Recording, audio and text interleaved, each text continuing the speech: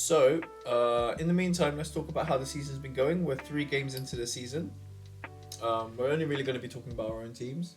Do you want to start off with Arsenal? How you just coming off a draw from a winning position? Yeah. What do you think that means about your season? What do you think that means for Well, if there's any deficiencies you think there are on your team? What do you think? well, I think our start to the season this year is very similar to the start last year. We won 2 games, which was a great result for us. But the draw against Fulham kind of showed a little bit of complacency throughout the whole game. We should have done far better. We had quite a few chances that we could have taken, and we just couldn't break Fulham down yet. They could have ended up winning the game in the end if it wasn't for Ramsdale's great save. So, all in all, I don't think we've done that bad. Like, yes, a lot of teams are on 7 points, including Liverpool. Tottenham are top 4, which is pretty incredible. But at the same time, it's still a long way to go. And as we found out last year, the season, the title is not won in the even in the latter parts of the season. It's more towards the pretty much last couple of games. And that's when probably 33 games we were on top, or 32. And that still wasn't enough to hold off City.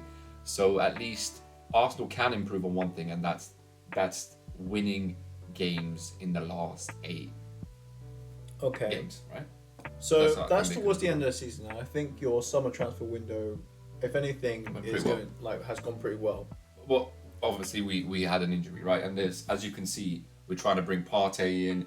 We're trying to bring players in that's a question I've got for you, because what do you think about the way? So Arteta's obviously brought quite a few signings in. Unfortunately, one of your signings has gone off injured, who was supposed to be your right back replacement. A really good right back. Really good right back / right-sided centre back, right? Yeah. To give you some more fluidity. Mm-hmm. However, that's not worked out. No. But then what's happened is that Partey is playing there. Which is quite a surprise to me. Yes, so what my question is, and this is a point that was again brought up by Rory Jennings, why? Why? So it seems like Arteta is trying to bring Havertz into the team because you signed him this summer and you don't want to drop one of your marquee signings, although I wouldn't say he's a marquee signing, he was just expensive. Yeah. But you guys, regardless of how I feel about the end of your season went very well until the latter third of the season, right? And that worked. And then you also, because of last year, you had an injury to Tomiyasu, and so Ben White was developed into this right back that fed Saka quite well. Your right side was quite strong, and yet for some reason Arteta's decided to go away from that, which put you quite far last season. Puts one of the better CDMs, he was top 4 for sure. Yeah. You'd go Rodri, Casemiro.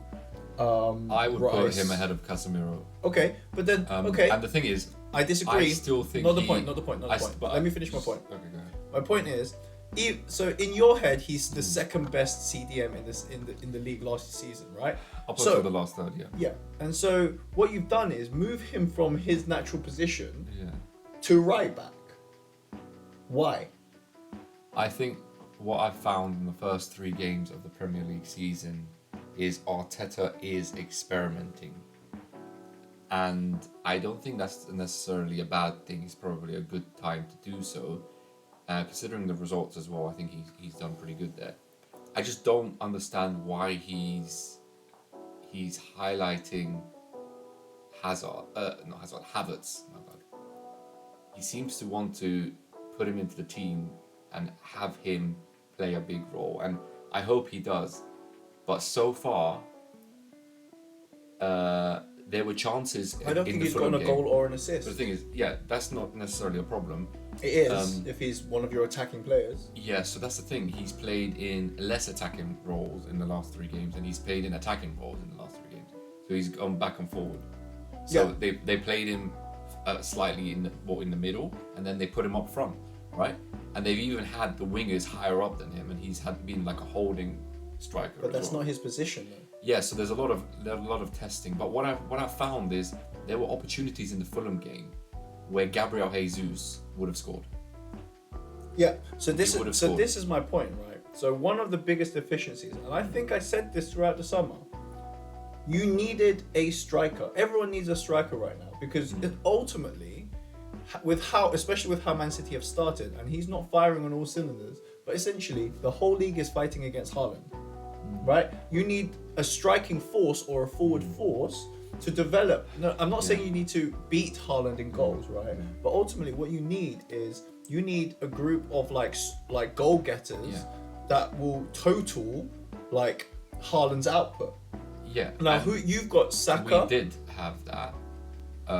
Overall, if you have a look at it, our goals, which is probably a better thing to have, our goals came from many players, and we had at least 3 players that scored 15 goals each.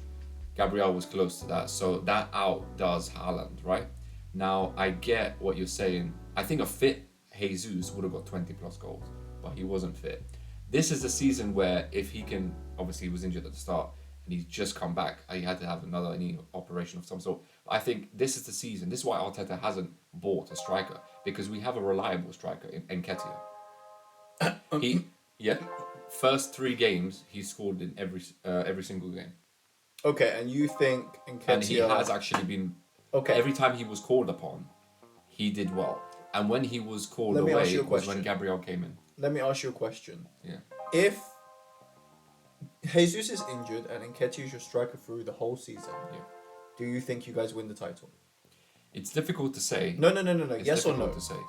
If Nketiah is your only striker, do you think you win the title? I think we'll get top 4.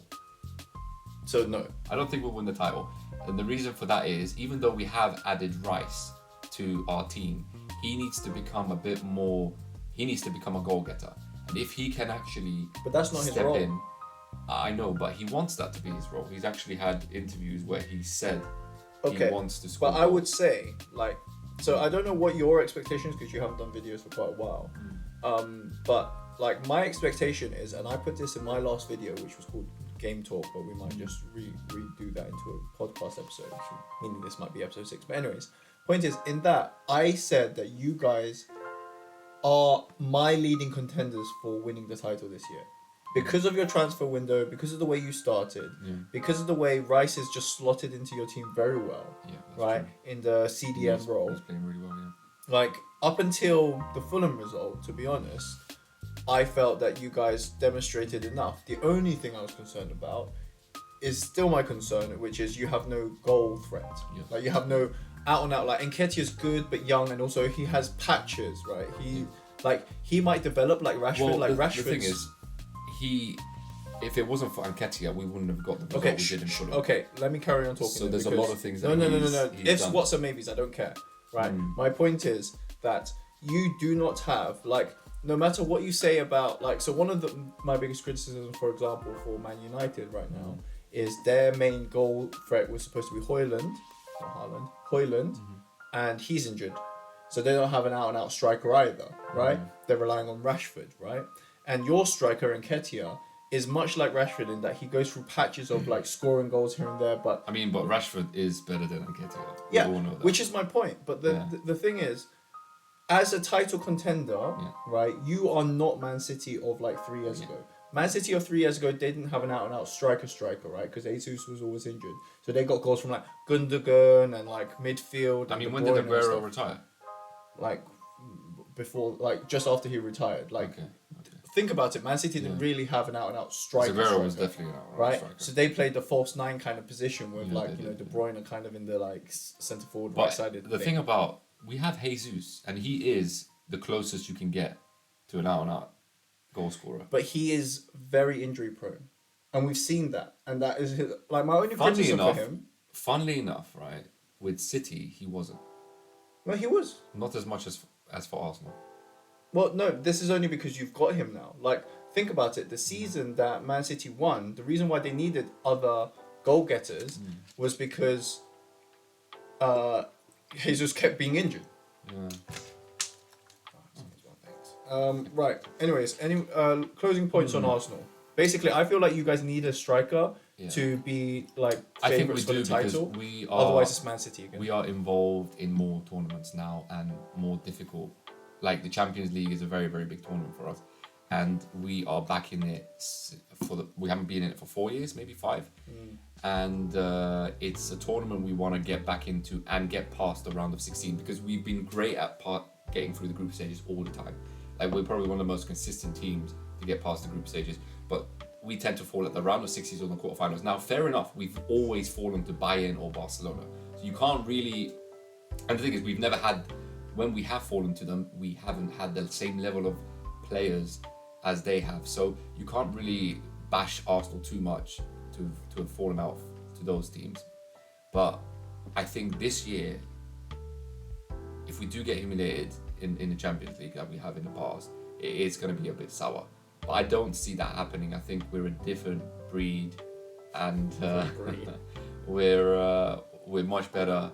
And I think we've got a lot more to offer, and that's what we didn't have before. And that's another thing actually, I forgot to mention. Trossard, he's played in the striker role, and he's. Why aren't you guys playing him then? He was on the bench. I don't know. I think he had an injury or something. And Arteta has played him in the striker role. So why doesn't he? But what I've noticed is that he tends to like to now, he's a replacement for Martinelli. And they should start him because he, in many ways, offers a lot of differences to Martinelli. And I think when I saw him play a striker, he bagged goals. Okay. He scored goals. So my closing point for you guys would be one of my, I think Rory Jennings brought this up on the club again, to Flav, like, when you mentioned about like falling out to Bayern, like one of the most hilarious things would be if you guys make it to like one of the later stages and you come up against Bayern and it's in like Wembley Stadium and Kane scores against you guys to kick you out of the Champions League again. Like even when he's not playing for Spurs, he's doing them a service. Anyways, speaking of Spurs, segueing, my team. So the feeling for the Spurs camp has soured a little bit because we just got kicked out. I saw expressions, I only saw the title. I didn't actually watch the whole video yet, but it says, this is a disgrace, which is very extreme considering the general mood around Ange Postecoglou is quite positive, I would say, around Spurs. And it's not like we went out to some like League 4, Grimsby Town, Wrexham FC kind of vibe.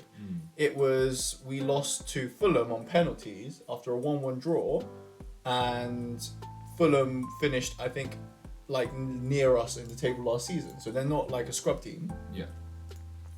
So going back from that, obviously we've had a massive loss of Harry Kane, who's doing very well in Bayern, and I wish him the best. I just, I feel like he went out as good as he could have against for Spurs. Like he did us a favour. He got us a big transfer fee. He didn't run down his contract.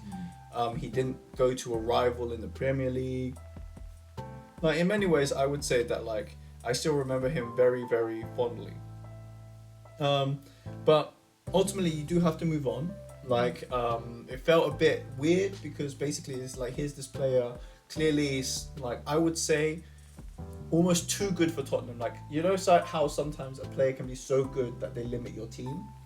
Like I would say, not to the same extent, obviously, but the way Ronaldo on his second spell in United, like how the team had to be built around him and was relying on him, and then like it meant that like although he was getting a lot of goals, the team was doing worse because basically. Ultimately, the players didn't have to step up and take like responsibility, right? It's like it's fine. Ronaldo will do it, and I felt like Spurs, especially last season, like we saw that, right? Like Son fell off a little bit. I'm hoping he gets back to his best. Like Kulusevski wasn't as like output wasn't great. Our defense was leaky and is still quite leaky to be honest. But like ultimately, and we played this sort of like we played a very defensive style of football due to our managers, right? And then with Harry Kane gone and this new, more attacking coach coming in, I feel like our vibes have gotten a lot better in terms of more attacking, more output.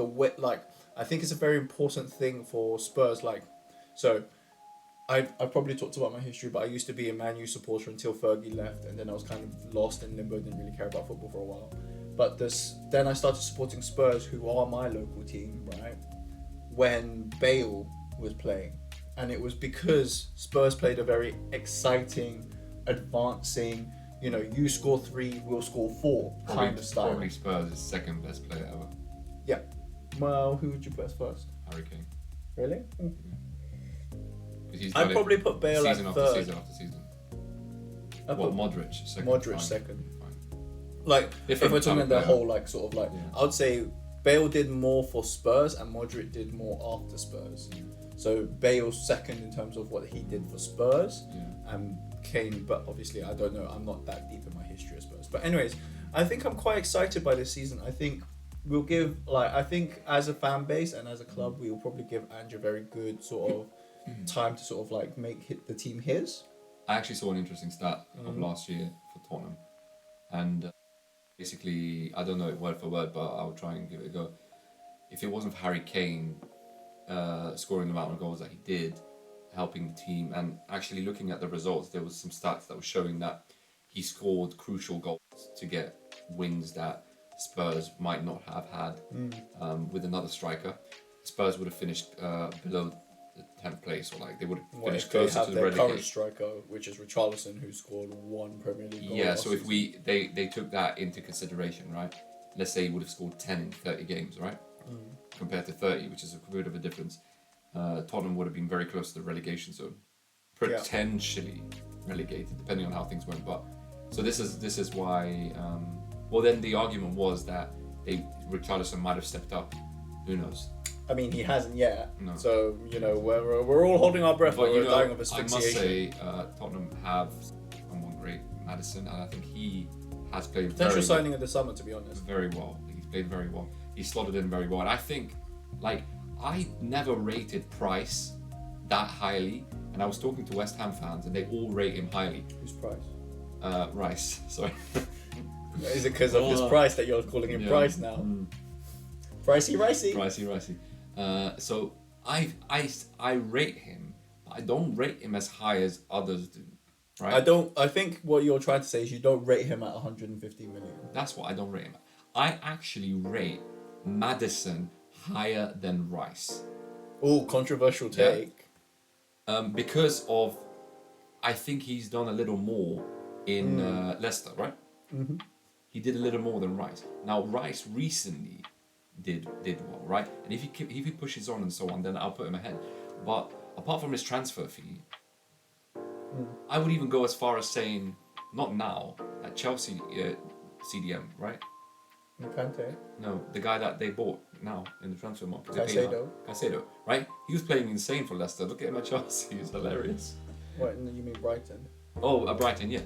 Yeah, I mean, it was one of the worst possible debuts you could possibly have. I mean, it was horrendous. In that sense, I'm happy we got Rice, but yeah, I would say from my perspective, looking at Tottenham's team, right?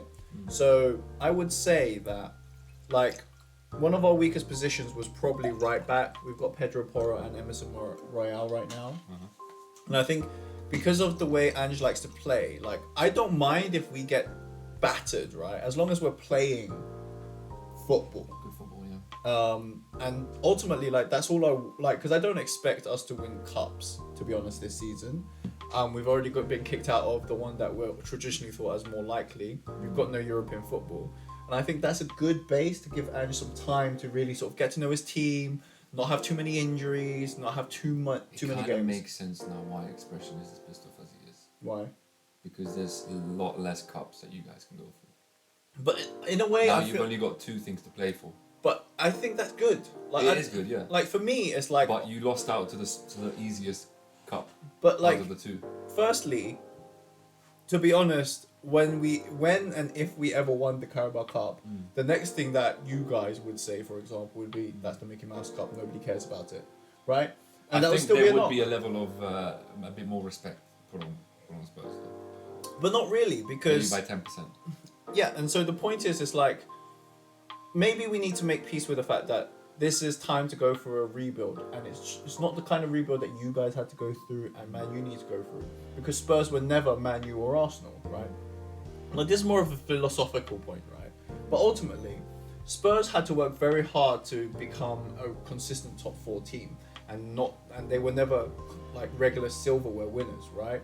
But we started thinking of ourselves like we were that. Big team. And we started. they were put into the top 6. And the problem is that then we changed our management and our like style to chase cups. So we got Mourinho, we got Conte, right? Very defensive players. You also got rid of managers at the wrong time. Yeah, but not only that, but like, how are you going to get rid of Mourinho before he gets to play his final?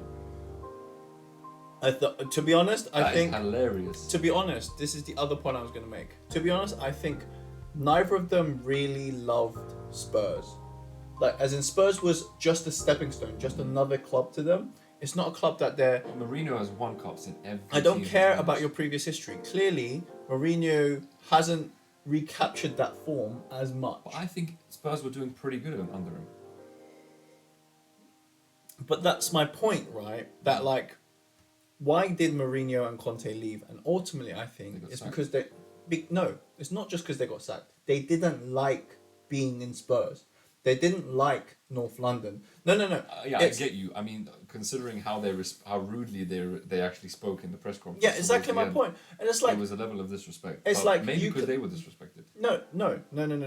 I think basically, to be honest, because of the way because of the history and the gravitas that they had before coming to Spurs, they felt that they were above Spurs, right? That this is some like scrub team that I'm going to try and bring up. And that's the vibe they gave. And you know what? And when they say what you like, right? People know when they're being looked down upon. Yeah. Like, everyone knows when somebody looks down on you, you know they're looking down on you, right? And I think the whole Spurs fan base felt that Mourinho and Conte were looking down on Spurs and being like, what's this like crappy team? You guys can't even win. You can't even get me this like transfer. You can't even do this. Didn't Conte say something like that? Yeah, exactly. And my point is that, like, ultimately with Ange, it's like, you know, like, I feel like you'll go places with him. I don't think we will. I think we will just, but like, sometimes it's not about going places. Sometimes it's just being happy where you are and being happy with what you're doing. And just enjoying the football. Yeah, like, I don't want to watch football that like, oh, we ground out a 1-0 win against the relegation teams. Great, amazing. We scored in the first 10 minutes and then we defended for 85. But with like, so that's my point, right? So like, Ange, like, I don't think he loves Spurs. At least I haven't seen him like talk that like he supports Spurs. It's a stepping stone for him. No, but it might not be. It might be that he can make his name with Spurs. Yeah. He might be able to become a legendary manager at Spurs despite not loving. Like, Kane wasn't a Spurs supporter, but Spurs gave him a chance and he gave that loyalty and love. That's why I super respect Kane. So I think that equally Maddison and equally like Ange are like the type of people who like, Spurs is not necessarily like, even if it's a stepping stone for Ange, right? It ultimately might be that like, how to say it? He's not looking down on Spurs. Spurs is a step up for him as far as he's concerned from where he's been. Yeah, and so he's going to be trying his best. And people can feel that. Like, people like, ultimately, I think, despite how toxic a lot of football fans are, if you're trying your best, people can feel that. Anyways. Maybe that's why they're patient with him. So, moving on to this weekend's games. I think we've been going for about 25 minutes into this recording portion. I think we should really... Why are we looking at, like, Olympiacos? What are you doing? League first game. I don't care about that. So, I mean, we can give predictions whilst we're going. Luton West Ham. West Ham have recruited quite well. They bought 3 great players. They beat Brighton 3-1. Yeah, so they're looking pretty I'm good. looking Looks like they don't even miss Price. A 2-0 win, I think, against Luton. Yeah. Yeah. I think West Ham will do it. Luton have lost quite a few games, I think. They've lost every game. Oh, they've only played 2, but they've lost every... I do think Everton are going to go down, by the way. Three losses. They only scathed it? They've lost all 3 games. I know, but they've only just made it through last season. This is literally... So, on the Saturday... Everton, Sheffield, I think that's almost certainly a relegation battle. Get the win there. I don't know. I think Everton may be 1-0. You know how close Sheffield were to City? They almost won the game. Maybe. It was 1-1. Right. Bournemouth, Brentford, I don't know enough about either. I would say Brentford, considering last season's form. And the fact that they, drew with Spurs 2-2 in the opening game. So I would say maybe Brentford, would you? Yeah, I would say Brentford. Right, then Spurs, Burnley. I think Spurs would do it. I think they might find they're running quite well, actually. They're top 4. I mean, it's only 3 games in. I know. I think this is the kind of game that they buckle a bit. They might scrape out a 2-1 win. I'm hoping they win, but I'm like generally pessimistic. So I think it might be like a 1-1 draw or even a loss. Yeah. Yeah, Okay. that it feels like that kind of game. Right, Chelsea, Nottingham Forest. I think this is going to be a draw. I feel like Chelsea might bounce back and actually show what they're made of. It might be a 3-0 for Chelsea, I think. Have you seen the Premier League table where Chelsea are late? Yeah, 1 draw, 1 win, 1 loss, but Have you seen the goals that they've scored? Yeah, but Sterling, they won 3-0 last game A against lot more than they Luton. did in the last 10 games. Yeah, exactly. And Last season. Sterling looks in good form now. I mean, after one game. He scored a brace and he's making his runs. Like Sterling, let's not forget, Sterling is a threat. He is, yeah. Like if he's back in form. Sure. Man City, Fulham. Do we think the champions are gonna? Issues to teams. I mean, they just last knocked 2 teams. knocked Spurs out. And with the red card, they were able to hold off Arsenal, so that was pretty good. Do you think they'll hold off City though? I don't think so. I think it's going to be like a 3-0 City. I think this might be a draw. Okay. A 1-1 draw. And then another like top 4 or European places battle, Brighton versus Newcastle. More like Newcastle being Champions League, right? Because they're in the Champions League. I think they'll be top 4. I mean, that loss against Liverpool hurts. I think they got complacent. They were. I think they still need to learn how to just chill and relax when they're up, and they are in control, because they were in control.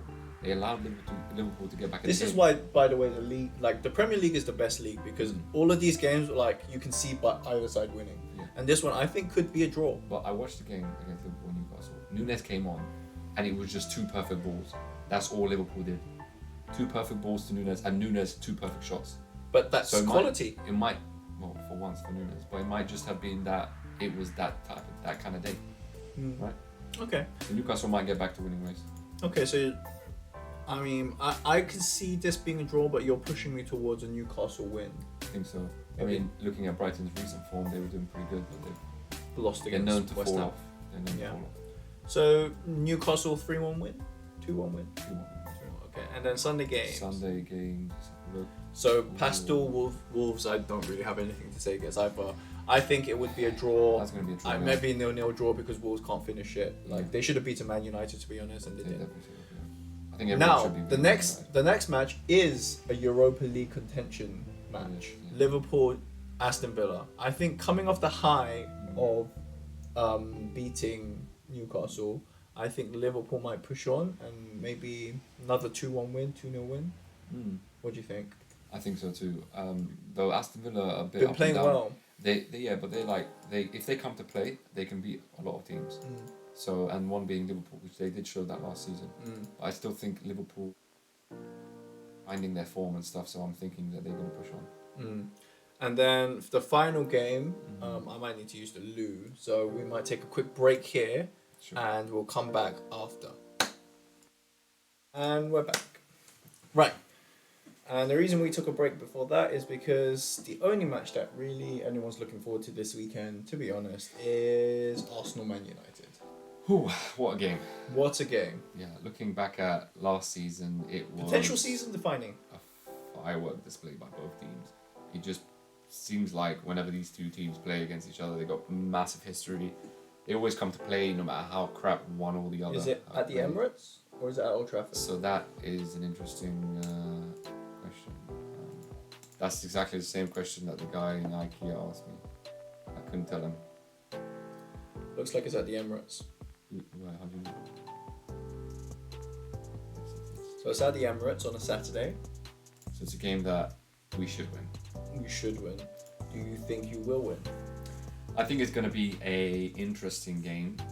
I have seen how United have played, and if they play the same way as they did against Spurs, we will beat them. But like I said, whenever it comes to them playing Arsenal, they always come to play. Agreed. They always turn up when it's Arsenal. For whatever reason, they turn up. And you because saw it's that. Arsenal. What do you mean? Whatever. Yeah, it is. yeah. Well, you saw that when it was a 3-2 game, right? Rashford turned up. The hell he did. He struck the ball and it just went in. And the way it went in, it was insane. And like, have you ever seen him strike the ball like that? No. It had to be against Arsenal. Everyone loves to turn up against you guys, to be honest. So what score? What's the score gonna be for you? I think it's going to be a 2-1 victory for Arsenal. Who's your goal scorers? Saka and Trossard, if they play him. And who scores for Man United? I think it's going to be Casemiro. Really? Yeah. Interesting. See, I think this game can go one or two ways. Either it's a hard-fought win by Man United, but I'm not confident in them. Casemiro looks iffy. Onana looks dodgy at the back. So I'm going to actually go for a 3-0 win to Arsenal, to be honest. I don't think Rashford has played himself into enough form for me to believe that he's going to turn up against Arsenal out of nowhere. I don't think that Casemiro has had a good preseason. He looks out of shape. I don't think the team is necessarily gelled well enough with Onana for them to come up against the test that you guys are and win. I would say that your goal scorers are probably going to be, I think, Saka, agreed. I think Nketiah will get one. And like he did last time. I think maybe Saka brace and Nketiah one goal. That's my prediction for this. You know what I did? I forgot to mention that United really struggled against our wingers for whatever reason. Like last time we played them, because our wing backs suck. Saka dismantled. Dismantled. Dismantled. What's his name? The English left back. Sure. Like he was just. I think Saka just has like around. on a pace and technicality point of view. I think, like, I think could be argued to be one of the better left backs in the league, but he's certainly not the best left back, and he's certainly not world class. Saka is a world class right winger, and he has played. You know what's interesting? He's still hot. He's still like breaking the record of the most consistent games played in a row for an Arsenal player. Yeah, 85 or something like that. He has not missed a game. So this will go on to another discussion we're probably going to have, but I would say that your left side looks a bit weaker this season though. Currently, at least Martinelli hasn't played himself into that type of form. So I think our right back might be able to contain you, like our right back, as in I'm speaking from a Man United, ex-Man United point of view. I don't know. And then I would say that, I don't know. Personally, I feel like if you guys don't win this game, it could be season defining. I'm gonna put it out there. If you guys don't win this game, I would say that you are more fighting for top 4 rather than winning the league. This is like for me a season defining game for you guys. Well, I don't know if it's better to win the league the way City did, right? Because City were always the chasers. So I don't mind if we are the chasers this season. I don't think City fall under the pressure like you guys did. I don't want Arsenal. I think we play better when we're behind. I disagree because you guys in the league. As in title-wise. I don't think we can tell that because we don't know. Because you were never behind. And when you were behind, it was already too late. To be honest.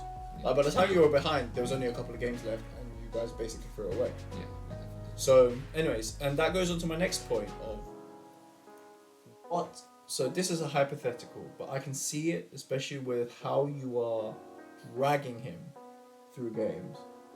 What happens if Saka picks up an injury? We have a replacement for him. Of equal quality? Potentially not. Not potentially. Not. We don't. Not. But Trossard can fill that role. I don't disagree. He's obviously not the same level, but he is actually a better dribbler of the ball. But let's just in a hypothetical scenario, which I can see happening, to be honest. Jesus picks up a knock.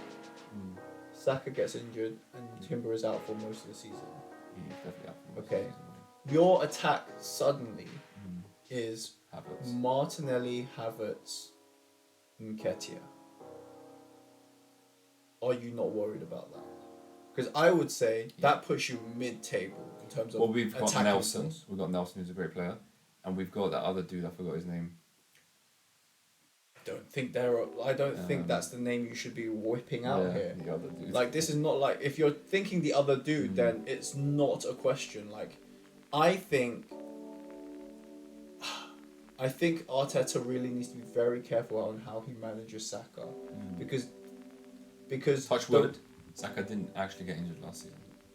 Yeah, but like that kind of form only goes for so long, and to be honest, I would hate to see one of England's best prospects, and also one of Arsenal's best prospects. He's still not in his prime.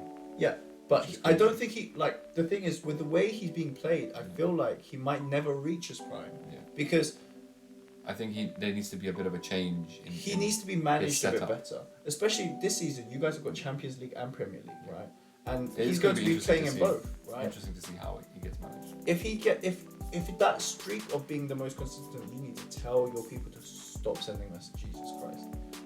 If his games aren't managed and he picks up an injury, he's the kind of player who might not get back from that injury 100%. Yeah. By which I mean he might be rushed back from injury, play too many games again, that injury recurs. Like, it's the same sort of thing that happened with Jesus, I think. It's the same sort of thing that happens with a lot of footballers, which is they're young, they pick up a knock because they're playing too much, they never really recover, they don't take the recovery serious enough. He gets rushed back for international duty or whatever, and then he just doesn't get back the same. And I think that would be one of the worst things that could happen. It would be, yeah. Anyways, that's a depressing thought. When is the Logan and KSI double feature card? I think that's coming up in 4 weeks. In 4 weeks, okay. Early predictions? I think Tommy is going to get the win over KSI, and I think it's going to be a very similar result to the Jake Paul fight. KSI may come up with something strategically different that might put Tommy off, but I still don't see him getting the dub. And you know what? I wouldn't mind him getting the dub. I wouldn't mind him winning. But then again, also, I like Tommy as well. I like both of them. I like both of them just as much as each other. So I don't mind who wins. But for the YouTube scene, maybe I don't want KSI to win. I agree. Like, firstly, I only want Tommy to win because then, like, Tommy has established that, hey, I'm a boxer, and to be honest, no offense, Tommy Fury, but like nobody else cares. Yeah. You've just established that you are a pro boxer and you are a better boxer than the YouTube boxers. Good for you. But I think the only fight any of us want to watch is Jake Paul versus KSI. Yeah. And if KSI beats Tommy Fury, he has a good reason to be like, hey, you couldn't even beat Tommy Fury. I did. Why should I fight you? Yeah. And Jake Paul doesn't really have a comeback for that. No, I mean, it'd be amazing if he can. Yeah. But like, ultimately, that just kicks the can down the road. Well, if I'm honest, KSI hasn't fought the caliber of people that Jake has. But at the same time, he kind of outdoes Jake, like you said, if he beats Tommy. I mean, like, we did learn that KSI is very good at MMA. In his last fight. Like, he can out MMA pro boxers. I mean, to be honest, the first round, he was kicking Fournier's ass, to be honest. Like, yeah, he was. But what happens? We didn't talk about this, but what happens if KSI does that to Tommy? I mean, if he does that to Tommy, then, like, I think people are just going to roast him for it. Like, 2 times in a row. Because he was already, like, he was out here really trying to say I didn't elbow him. And, like, look, I'm not saying he intentionally tried to, but I think some of that was PR. Like, you couldn't admit that, your elbow, like, he even refused to admit that his elbow came into contact with Fournier. So no, but there's nothing he could have done, as in, like, he had to accept that to be the case. Yeah. But you know what's crazy about all of this is that, like I was explaining to you earlier, KSI offers a very different sort of higher tempo, more like unpredictability, which he could do stuff that maybe Tommy might not realize at the time. He is a professional boxer, so he should be ready for anything and everything. But I just feel that if it is going to be someone that can beat Tommy, it's going to be KSI's unpredictability. See, I think that KSI has a very good chance against, like, he has a better chance against Tommy than Jake did against Tommy, because Jake is a more orthodox fighter. Yeah. He played, like, He relies despite on what you jab, say, like he second hand. and that's what you're supposed to do, to be honest, in boxing. That's like the basics, right? And because Tommy understands that, like it's not going to be something out of left field. What the KSI Fournier fight showed, is what I've always said, which is KSI lacks control. Yeah. He lacks he lacks Especially control when he gets over his, agitated and anxious and or when all he's these in the kind of moment, things, like he's not like in control of his motions because he's unpredictable, and that's like part of his like fighting style, which is, you know, it's not a knock. Like he's won all his fights because he's unpredictable. He's like out here, people who are training against like an orthodox 1-2 or like jab cross or jab straight or whatever, right? Like here's KSI with like overhand, spinning back fist, elbow. Like it sounds like Tekken, doesn't you know? True, bottom bashing. So yeah, like basically it's like, you know, it's like Jake Paul is like somebody who started taking the game seriously and is like trying to play some moves, and Tommy Fury knows those moves and he's a pro player, but you know, and then KSI is bottom bashing against like a pro player as well, and sometimes they might just catch you out with like, hey, I've locked into this move, I'm just gonna keep repeating this move, like There's no return. Yeah, I don't know. What do you think, Riley? What's his name? Riley? who's Riley? The KSI's first YouTube coach. Vidal Riley. Yeah. What has he said? Have we seen the reaction? I haven't watched. Yeah, I wonder what he thinks. But he's probably going to support. Bruh. He's probably going to support KSI for sure. But he probably believes Tommy's going to win without it. Can you tell, like? Yeah. Anyway. And finally, Verstappen took the win at Van der Voort. We surprised. I mean, to be fair, it's a very exciting race. Like, you know, rain and then not rain and then rain again and not rain again. Yeah, I mean, everyone from second downwards, it was exciting. I mean, Max actually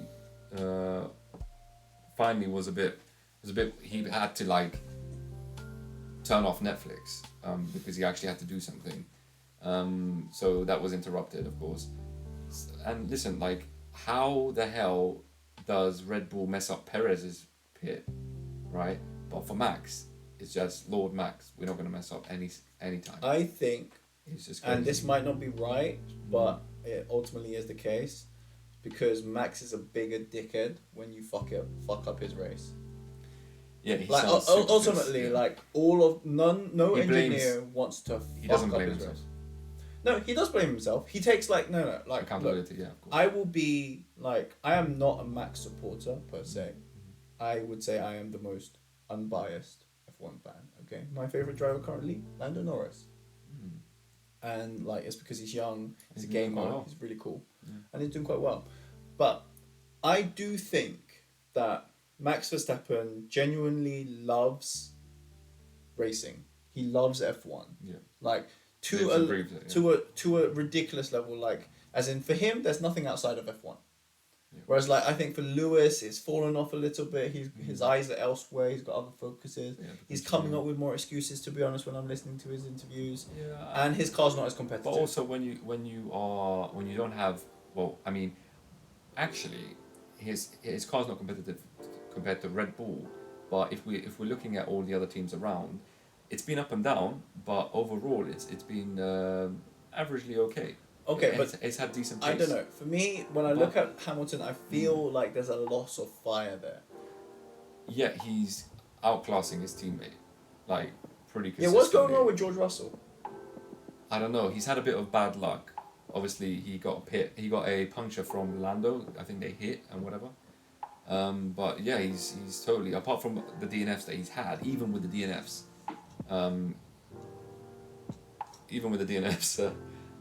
Lewis would be outscoring him. And the thing is, Lewis has maximized almost every weekend. You got to remember, he didn't get into Q1 in the Zandvoort. Okay, Netherlands Grand Prix. He finished top 6. So he tends to maximize he's that type of racer, and I think only the best, like Alonso, Lewis and Max, are in that sort of circle where they will be the ones that you can rely on to maximize maybe a fuck up from them or their team that had happened one day before.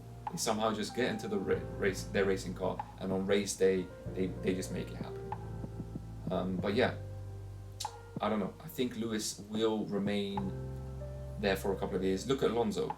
He is the only driver still to this day that has raced with Michael Schumacher, beat him, and is still here. There's no other racer. He is the oldest racing driver on the grid. They never raced together. Oh, they never raced together, but obviously Schumacher was racing in Mercedes, and yes, he did, but they were in different teams. Okay. So I'm talking about prime Schumacher. When Schumacher came back, he wasn't in his prime. Yeah, even though he actually got third place or second in Monaco, I think it was third. Not in his prime. Yeah, but he wasn't in his prime, so thanks. All right, yeah, and there's that one as well, right there. But yeah, I think that's a good podcast. I think we end it there. Yeah. I mean, I want to talk a bit about NBA, but the season is. No, good timing. It's just past me. This guy's not interested. Let me know if you guys want to watch content on the NBA. I do want to get into NBA, so I could do some I need to learn a little bit. I did watch the finals last season. When's the next tennis Grand Slam? US Open currently.